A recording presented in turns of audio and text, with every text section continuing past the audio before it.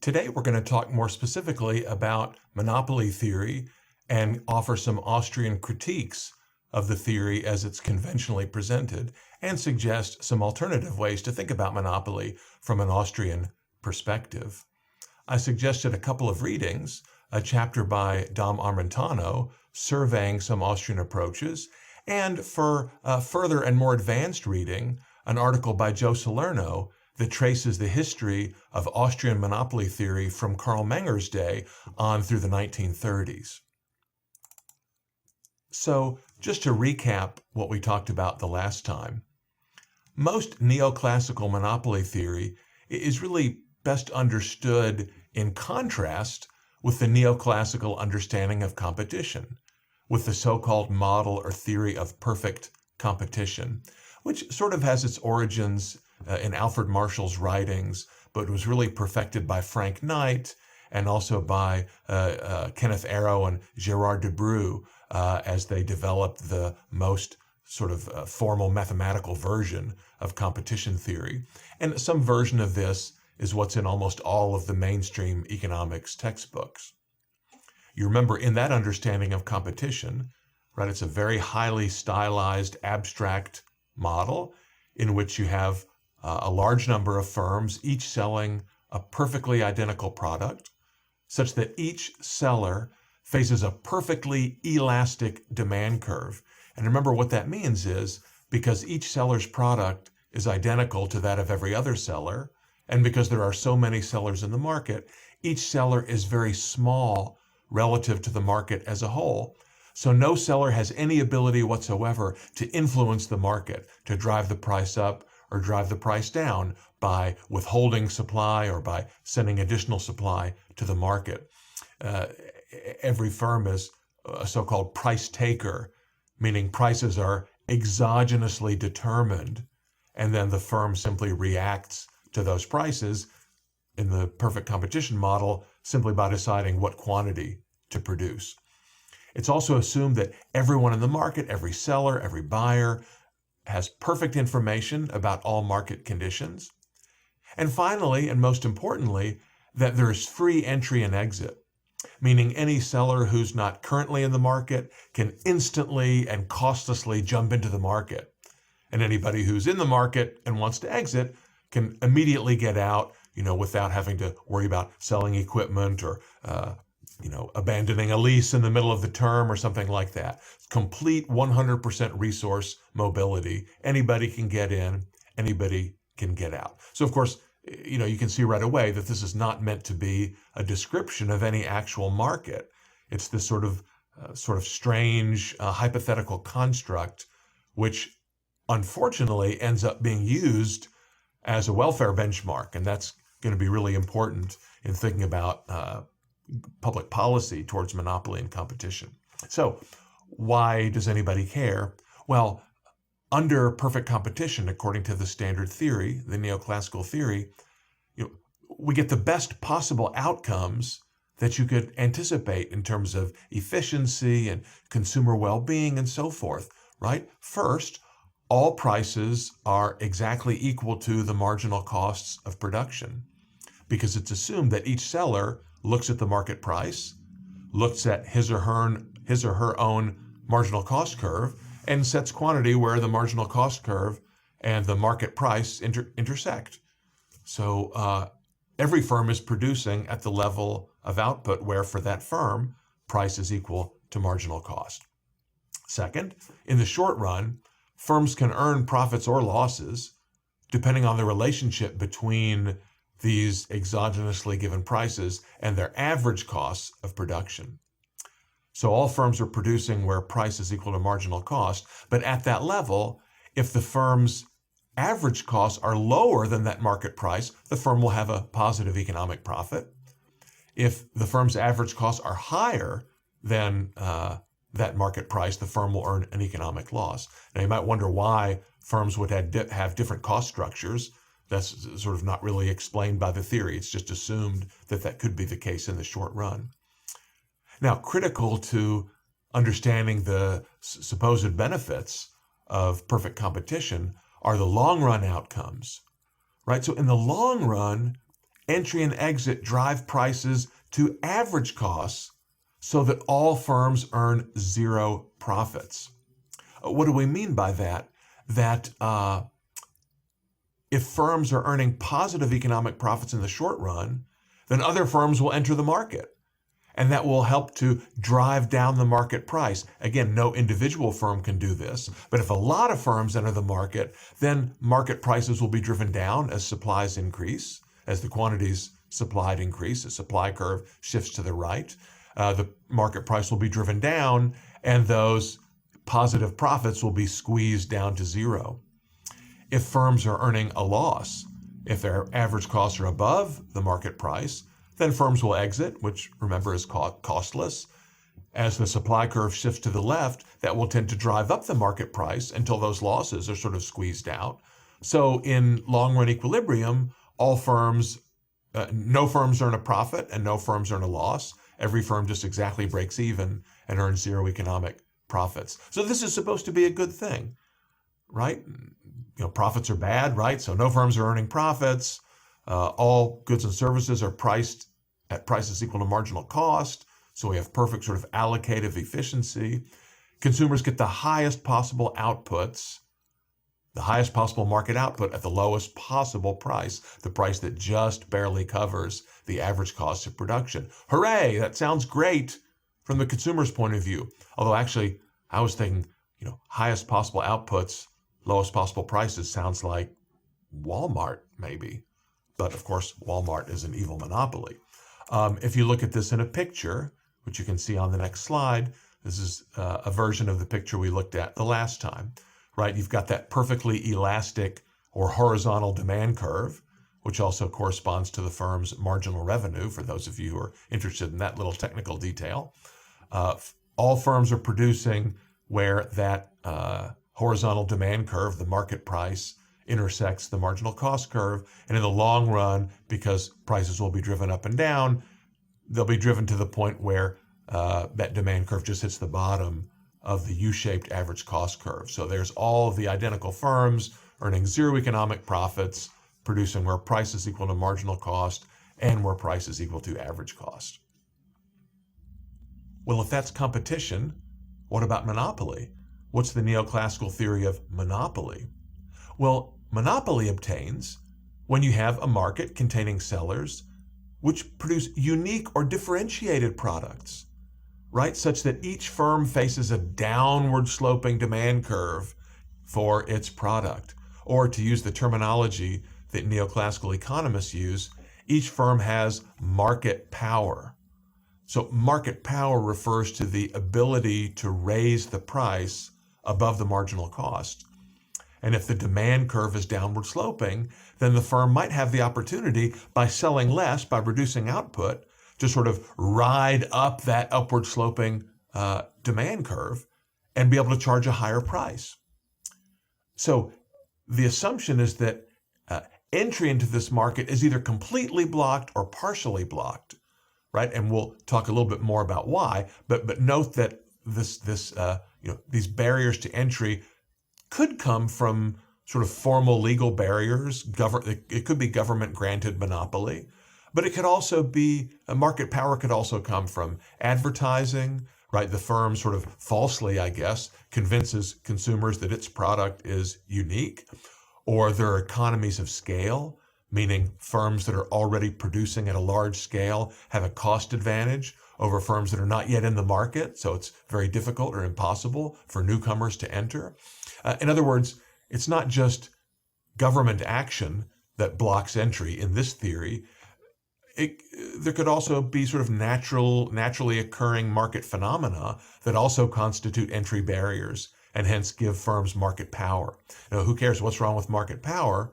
Well, according to neoclassical monopoly theory, there are a number of outcomes under monopoly that are not as desirable as those under perfect competition. So you get market quantities that are lower than the market quantities that obtain under perfect competition. And you get prices that are higher, not only above marginal cost, but even above the average cost of production, right? Because the monopolist in this theory, unlike the perfectly competitive firm, is not constrained to charge whatever is the going market price. Because this firm sells a unique product or a differentiated product, the seller can charge, whatever the market will bear. He or she can reduce quantity and ride up that downward sloping demand curve. The result of which, and we'll see this in a picture in just a moment, is so-called deadweight loss. There's a supposed inefficiency here in that consumers might have been willing to pay for extra units of the good at a price that is above the marginal cost, but the seller refuses to sell these units because that would reduce the seller's total profit. So the implication is that the government should step in and break up monopolies or force monopolies to charge prices and to produce quantities that are more like what you would get under perfect competition.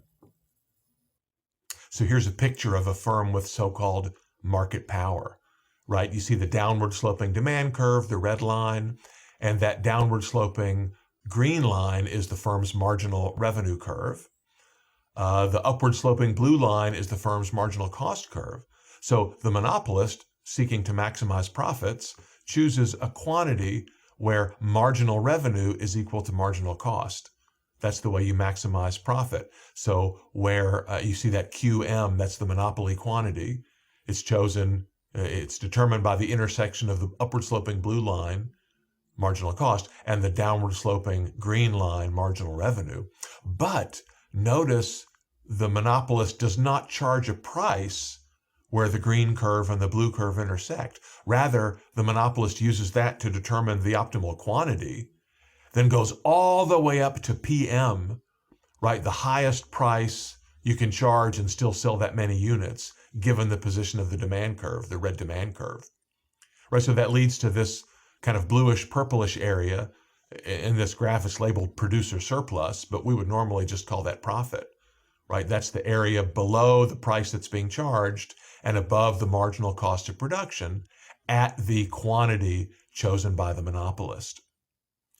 The problem with this, according to the neoclassical theory, has to do with this little yellow triangle, right? The yellow triangle represents sort of, an amount of production that could be sort of feasible, but would not be chosen by the monopolist, right? In other words, if the monopolist would increase quantity to QC, the competitive quantity, where the downward sloping red demand curve intersects the marginal cost curve, or sorry, to put it more clearly, where the marginal cost curve intersects not the marginal revenue curve, the green one, but the demand curve, the red one, right? At that quantity, it would still be possible to produce where price is above marginal cost. In other words, the firm wouldn't have to earn a loss, but the firm would earn zero economic profit at that level. So consumers would be better off, the firm would be worse off, but this little triangle represents an area, of sort of potential value that nobody captures. In other words, at QC and PC, the so-called perfectly competitive outcomes, consumers would get the area equal to that larger triangle in so-called consumer surplus, the red triangle plus the top part of that blue rectangle and the top part of that yellow triangle. Producers could still potentially earn some profit, right? The area below PC, but above that blue marginal cost curve. The problem is producers can earn even more profit by restricting output to QM, and they get that sort of trapezoid shape in bluish purple. That leaves the consumers with less consumer surplus. They only get the little red triangle. And then you have this yellow area that's kind of lost to everyone, just sort of evaporates into the ether. And so that's an inefficiency, according to this theory, that that the government needs to remedy. So what are some critiques of neoclassical monopoly theory? Or to what I should say is some critiques of the idea that monopoly is bad and that the government needs to step in and remedy the problem by breaking up the monopolist into a bunch of small firms or by regulating the price and quantity. Well, within the neoclassical school itself, there are a number of critiques of the idea that monopoly is bad and should be dealt with, should be remedied, should be corrected. I mean, some economists, this view is famously associated with Joseph Schumpeter, but others have made the point as well, that yeah, maybe monopoly is inefficient, maybe monopoly reduces consumer well-being in the short run, but we kind of need it anyway for long-run economic growth because you need monopoly to generate innovation, right? So this could mean, sort of Schumpeter's idea was that, well, innovation comes from research and development, and only large firms will have enough profits to fund research and development and to discover new stuff and to bring new products to market. So yeah, even though monopoly has this undesirable kind of effect on consumers, that's sort of a price we have to pay because you need those monopoly profits to generate innovation and other kinds of longer run improvements.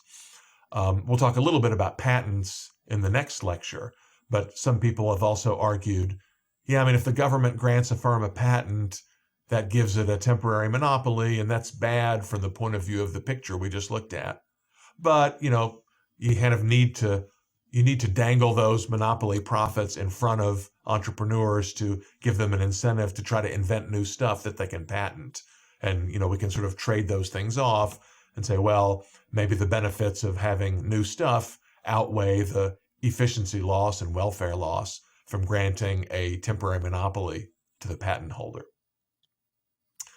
Another point that many Chicago school economists have made is that, look, the reason that firms are large, the reason that firms have a large market share, the reason the perfect model of perfect competition doesn't obtain is because some firms are just actually better. They have more managerial talent, they have a better workforce, they have superior technology. And so, yeah, we wouldn't expect to see markets in which you have lots and lots of teeny tiny identical firms because some firms are just better. And the firms that are better are going to attract more customers. They're going to be able to raise more capital. They're going to end up being large and dominating the market and maybe charging monopoly prices. But who cares? I mean, that's just sort of the outcome you get in a market in which some entrepreneurs, some managers, some workers, and so forth are better than others. There's another kind of a strand of critique that emerged in the 1990s, arguing that, well, even if you have only one firm in the market, that firm may not be able to act as a monopolist, using the notion of monopolist that we've just discussed, because of the prospect of potential competition, right? So even if there's only one firm in the market, as long as there's some potential for other firms to enter, that one firm will be constrained in its behavior because it doesn't want to encourage entry by an outsider. So even a market with just one firm in it that firm may produce the larger quantity and charge the lower prices that would obtain in perfectly competitive markets because otherwise firms would enter. The monopolist wants to prevent that from happening. We can talk about some examples in the Q&A. The airline industry has sometimes been used as an example of this situation. I'll just mention in passing one argument that hasn't been developed enough, I think, but would also apply here. Notice that the argument about deadweight loss assumes that there's some kind of transaction costs or bargaining costs that prevent the consumers who would like to have higher quantities and pay lower prices from sort of taking up a collection amongst themselves and agreeing to pay the monopolist to sort of bribe the monopolist to increase output.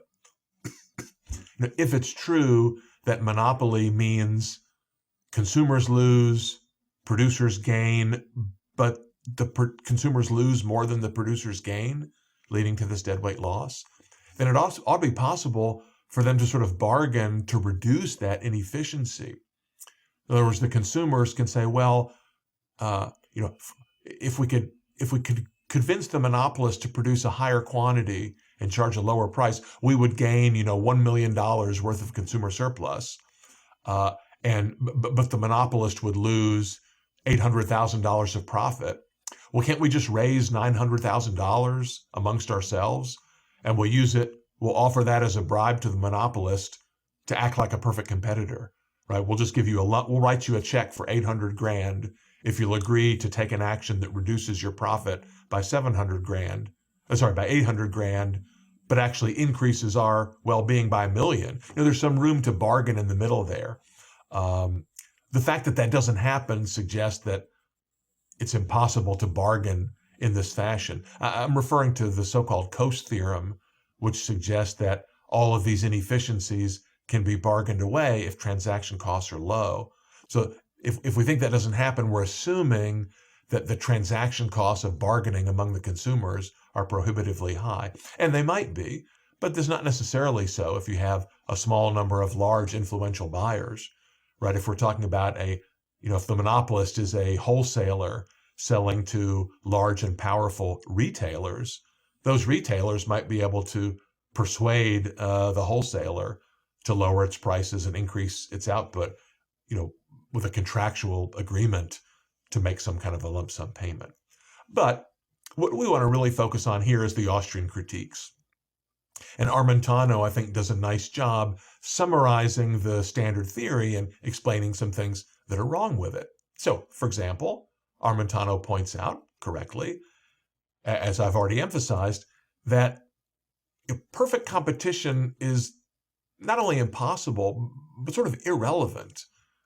I mean, why would we want to evaluate the properties of actual real-world markets according to how closely they approximate this weird, totally hypothetical, abstract model of perfection, which, just doesn't have any bearing on actual markets, on real behavior? It's just sort of irrelevant. So it doesn't make any sense to evaluate markets according to how close they are to perfect competition. We should just throw perfect competition out as totally useless and not worthy of any attention.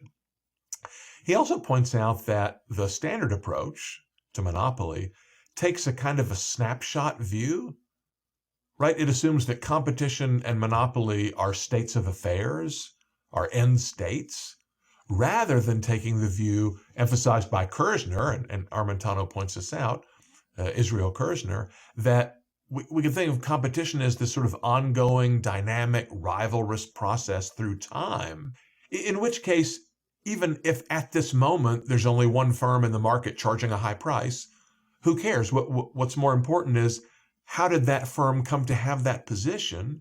Is that position sustainable? How likely is it that innovation and entrepreneurship and entry and so forth will compete that position away? What we really want as desirable, according to this point of view, is a world in which people are free to try new things, in which there's a fluid sort of ongoing process in which all firms are free to try to charge whatever prices they want and to establish whatever market conditions they want, and others are free to try to compete against them.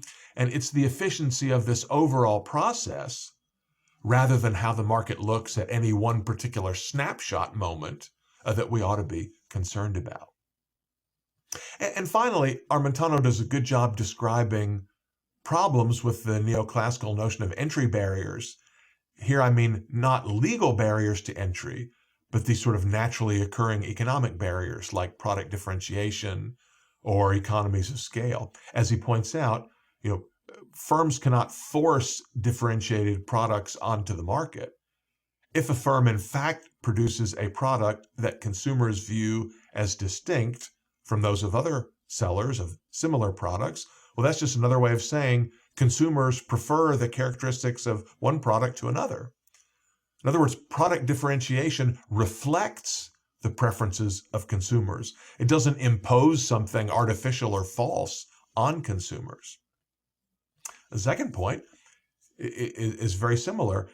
If we say that scale economies are present, meaning, the incumbent firm can produce at a lower average cost than rivals because it's producing on a large scale, well, that simply reflects the fact that in the past, consumers have preferred to buy these products, the incumbent firm's products, to some other products that could have been offered on the market, right? And if consumers don't like scale economies, they're free to purchase products and services from newer, smaller firms that don't have the advantages of scale economies. There's no reason why they can't do that. The fact that a firm with scale economies can do very well in the market is simply another way of saying consumers prefer low prices to high prices, other things equal. Consumers like the fact that scale economies allow some firms to produce products at a very low, sell products at a very low price. So what did the Austrians think about monopoly? Well, as Joe Salerno's article points out, and Armentano suggests as well, Austrians did think about monopoly and monopoly pricing, starting with Karl Menger. Menger had a kind of a not totally developed, but a sort of skeletal notion of monopoly that was then developed by second and third generation Austrian scholars, and then later revived by Mises and by Rothbard. They did think about this issue. They didn't ignore it. But for the Austrians, the key issue was not sort of monopoly as a condition, but rather monopoly prices as distinct from other kinds of prices. So the issue is whether monopoly prices, Menger's followers, and Mises, but not Rothbard, as we'll see, did believe there was a meaningful notion of monopoly price. They thought that there were such things as monopoly prices, and it was worth thinking about them, that monopoly prices were different from other kinds of prices, but that they emerged only under particular market conditions. And key to these conditions are the preferences of buyers and sellers. Now, typically, for most of these thinkers, they thought that monopoly prices were not necessarily better or worse than so-called competitive prices from the point of view of market performance or well-being, but rather this was sort of an interesting, potentially interesting and important characteristic of the market that we should study. If we want to understand why prices are higher in some markets than others, we want to look at these market conditions. We want to explain that difference in terms of the preferences of buyers and sellers. And we may want to classify some of those prices as monopoly prices, as that aids our analysis. As we'll see, this may be much harder to do than even Menger and his followers were anticipating. But both Mises and Rothbard were building on this older tradition from Karl Menger and his successors on monopoly price. And as I said, Joe Salerno's article provides a lot of useful detail and insight about this. Well, what about Mises? Let's start with Mises. Mises' theory of monopoly, as summarized by Armentano, holds that there are such things as monopoly prices, but that monopoly prices emerge only under very special conditions. And for Mises, there were two conditions. First, that you have a single seller of a unique good, or a cartel of sellers selling a unique good. So it must be the case that consumers do distinguish the good in question from the one seller or the seller's cartel from those of competing products. That's condition one. Condition two is that the demand curve for the product, or the demand for the product, must be inelastic above the so-called competitive price. So the competitive price for Mises is the price that would otherwise have obtained on the market. In other words, the price that would have obtained if there were not a single seller or a seller's cartel. If consumers considered other products to be equal substitutes or very close substitutes, then a different set of prices would emerge. So those are what Mises calls competitive prices. If you have a single seller or a seller's cartel, and demand is inelastic above that competitive price, then what emerges is what Mises called monopoly price or monopoly prices. And Mises does say that the emergence of monopoly price is sort of a caveat to his more general notion of consumer sovereignty. Right? Mises argues that in general, consumers are sovereign in the market. Consumers make the ultimate decisions about what is produced and how it's produced and what goods and services are available and what prices are charged and so forth. Consumers make the ultimate decisions about resource allocation in a market. That's Mises' notion of consumer sovereignty. Mises says that monopoly prices represent an exception to this principle. There is sort of a violation of consumer sovereignty in that consumers would prefer that the monopolist produce a higher quantity and charge a lower price, but the monopolist's ability to increase total revenue by raising the price when demand is inelastic sort of frustrates consumer sovereignty. Now, Mises did not think that in practice this was a very big deal because he thought the conditions that give rise to monopoly prices are extremely rare. And so the whole notion of monopoly is just usually not very relevant for public policy.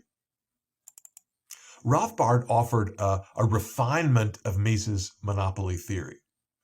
So Rothbard agreed that the key is not monopoly as a condition, but monopoly prices. And Rothbard started with Mises' analysis and said Mises' analysis is correct as far as it goes, but there's some problems. Namely, Rothbard said, look, all sellers face a downward sloping demand curve for their product, even if it's just an infinitesimally downward sloping curve. In other words, no two products are truly identical. They may, even if they look very similar, I mean, they're offered under different circumstances, sold in different places at different times. Every product to a greater or lesser degree is different from other products that are on the market. I mean, even, the textbooks talk about wheat and say, oh, well, the wheat market is perfectly competitive, or that's our example of a perfectly competitive market, because consumers don't distinguish between, Farmer Smith's wheat and Farmer Jones's wheat. I mean, even that isn't really true, right? I mean, the buyers are wholesalers, not consumers buying from the farm. And they do distinguish based on the location of the farm, the timeliness of the delivery. And of course, in our world, there's no such thing as wheat. There's lots of different grades of wheat. There's organic wheat, there's GMO-free wheat, winter wheat, there's red wheat, and there's lots of different kinds of wheat. So for every product, there is some distinction among sellers, among the products offered by different sellers. So Rothbard says, look, in practice, and even theoretically, there's no way to distinguish the monopoly price from the competitive price in the absence, as we'll see in just a moment, of formal legal restrictions on entry. In other words, Rothbard says, look, all firms try to maximize profit or net income given their estimates of demand, right? Whether they sell products that are very similar to those of other firms or quite different from those of other firms, everybody's trying to maximize profit based on their estimates of demand. And furthermore, all firms charge prices. This is kind of a techie point. Some of you have studied this probably in classes, but all firms charge prices in the elastic range of the demand curve. Why do we say that? Well, remember, elasticity refers to the sensitivity of quantity demanded to price. So if demand is inelastic, that means when a firm increases its price by a certain percentage, the percentage reduction in quantity demanded is smaller than the percentage increase in price, such that total revenue goes up.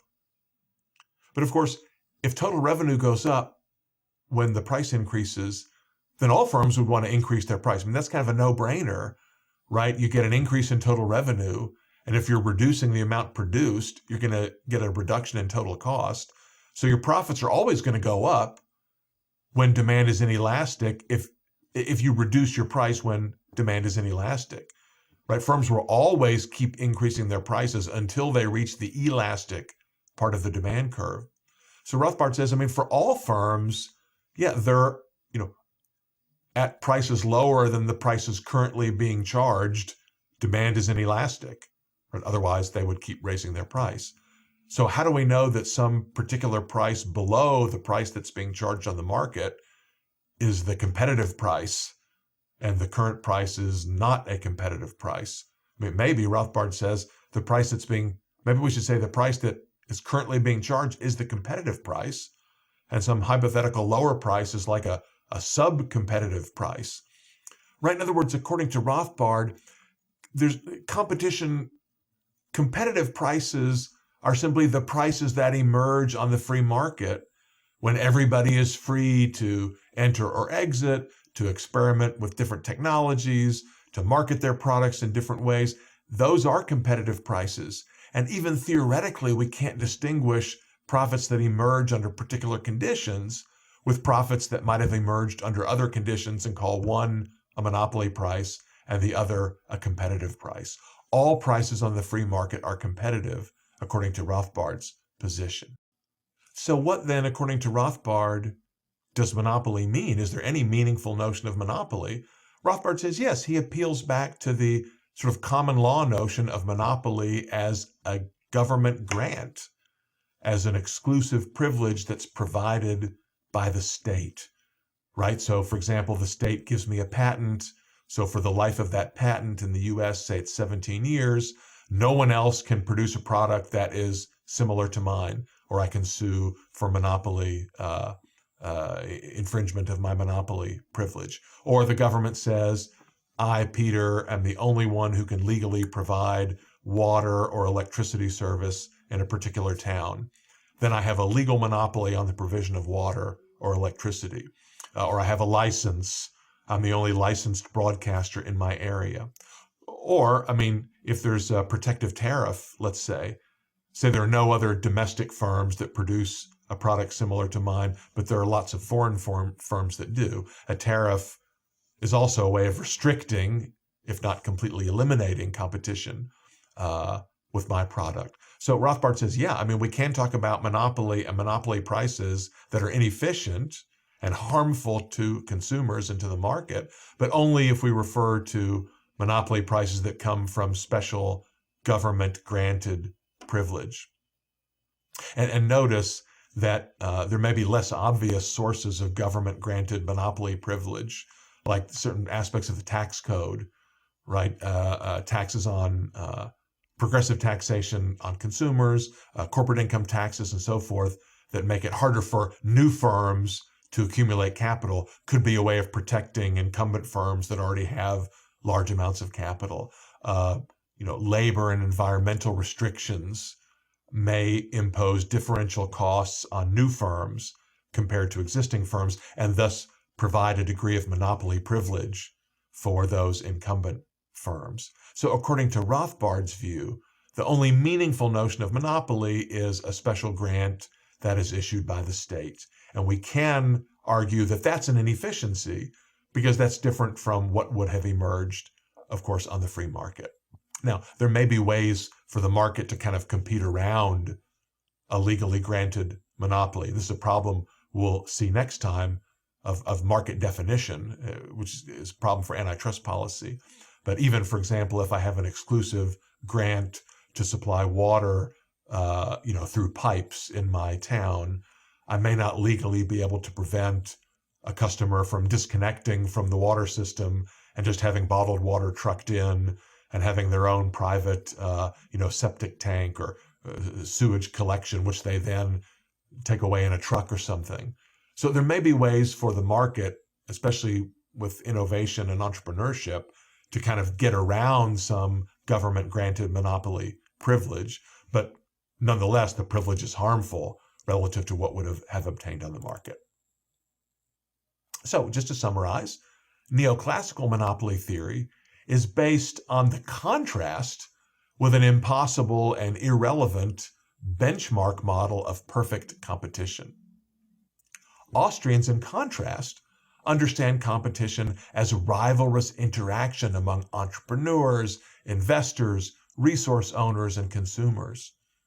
So absent government restrictions, especially in Rothbard's view, all market behavior is competitive.